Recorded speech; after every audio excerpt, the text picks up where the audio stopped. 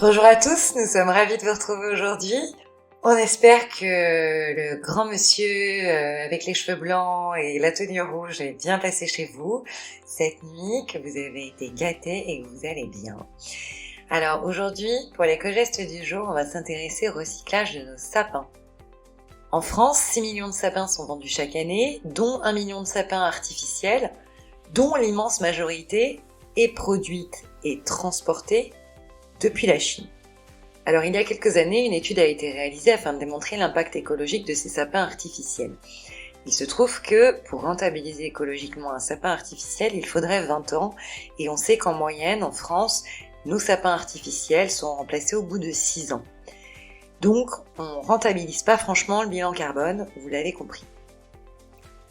Côté sapin naturel maintenant, il faut savoir que les sapins contribuent à l'économie française, notamment dans certaines régions comme le Morvan ou encore la Bourgogne, que ces sapins sont cultivés sur des terres agricoles dédiées à ça, et qu'il faut environ 10 ans de croissance pour que ces sapins naturels atteignent leur taille adulte, et pendant ces 10 ans, ces sapins vont participer à capter le CO2.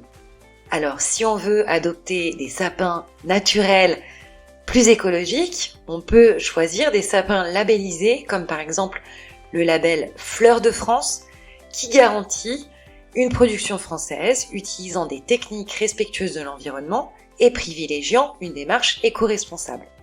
Il faut également savoir que la filière de récupération des sapins après Noël est plutôt bien développée en France, ce qui permet de valoriser ces sapins et de limiter l'impact écologique.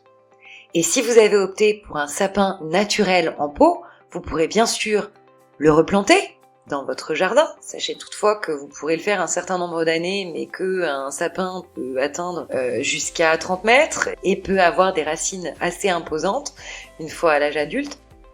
Alors, pour vous débarrasser de votre sapin, il convient maintenant de consulter les recommandations du lieu où vous habitez, pourquoi pas le site internet de votre ville.